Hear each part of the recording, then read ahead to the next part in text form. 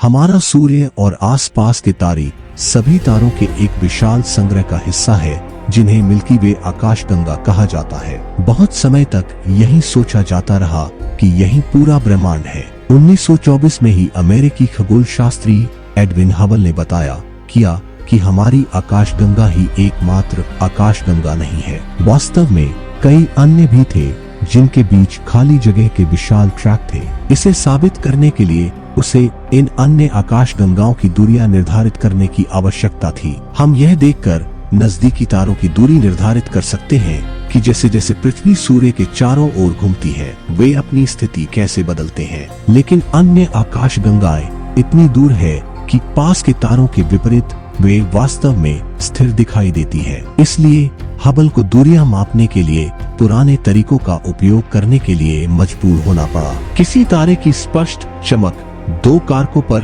निर्भर करती है, चमक और वह हमसे कितनी दूर है। नजदीकी तारों के लिए हम उनकी स्पष्ट चमक और उनकी दूरी दोनों को माप सकते हैं ताकि हम उनकी चमक का पता लगा सकें। यदि हम अन्य आकाशगंगाओं में तारों की चमक को जानते हैं तो हम उनकी स्पष्ट चमक को मापकर उनकी दूरी का पता लगा सकते हैं। हबल ने बताया कि कुछ विशेष प्रकार के तारे होते हैं जिनकी चमक हमेशा एक समान होती है जब वे हमारे मापने के लिए पर्याप्त नजदीक होते हैं। इसलिए यदि हमें किसी अन्य आकाशगंगा में ऐसे तारे मिले तो हम मान सकते हैं कि उनकी चमक समान थी। इस प्रकार हम उस आकाशगंगा की दूरी की गणना कर सकते हैं। यदि हम एक ही आकाशगंगा में कई तारों के लिए ऐसा कर सकते हैं और हमारी गणना हमेशा समान दूरी देती है तो हम अपने अनुमान के बारे में काफी हद तक आश्वस्त हो सकते हैं। इस तरह एडविन हबल ने 9 अलग अलग आकाशगंगाओं की दूरियां निकाली। अब हम जानते हैं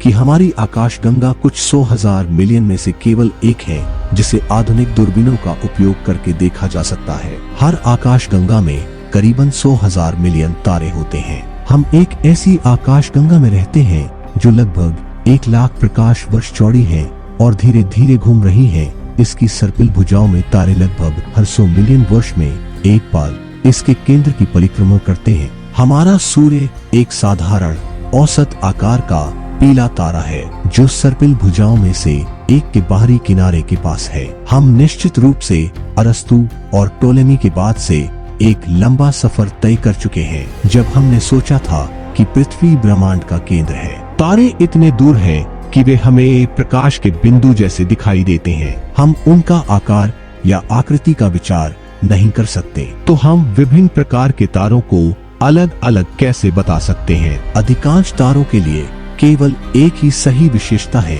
जिसे हम देख सकते हैं, उनके प्रकाश का रंग। न्यूटन ने पाया कि यदि सूर्य का प्रकाश किसी प्रिज्म से होकर गुजरता है तो वह इंद्रधनुष की तरह अपने घटक रंगों इसके स्पेक्ट्रम में टूट जाता है। किसी दूरबीन को किसी एक तारे या आकाशगंगा पर केंद्रित करके कोई व्यक्ति उस तारे या आकाशगंगा से प्रकाश के स्पेक्ट्रम का निरीक्षण कर सकता है। अलग अलग तारों का स्पेक्ट्रा अलग अलग होता है लेकिन सापेक्ष विभिन्न रंगों की चमक हमेशा वैसी ही होती है जैसी कोई लाल गर्म चमकती वस्तु द्वारा उत्सर्जित प्रकाश में पाने की उम्मीद करता है। इसका मतलब यह है कि हम किसी तारे के प्रकाश के स्पेक्ट्रम से उसका तापमान बता सकते हैं। इसके अलावा हम पाते हैं कि तारों के स्पेक्ट्रा से कुछ बहुत विशिष्ट रंग गायब हैं और ये गायब रंग तारे से तारे में भिन्न हो सकते हैं। हम जानते हैं कि प्रत्येक रासायनिक तत्व बहुत विशिष्ट रंगों के विशिष्ट सेट को अवशोषित करता है। इस प्रकार तारे के स्पेक्ट्रम से गायब प्रत्येक तत्व को मिलाकर हम यह पता लगा सकते हैं कि तारे के वायुमंडल में कौन से तत्व मौजूद हैं। ऐसे ब्रह्मांड के रहस्य जानने के लिए सब्सक्राइब कीजिए झेंडर यूनिवर्स स्पेस डॉक्यूमेंट्री चैनल को और जुड़िए हमारे साथ।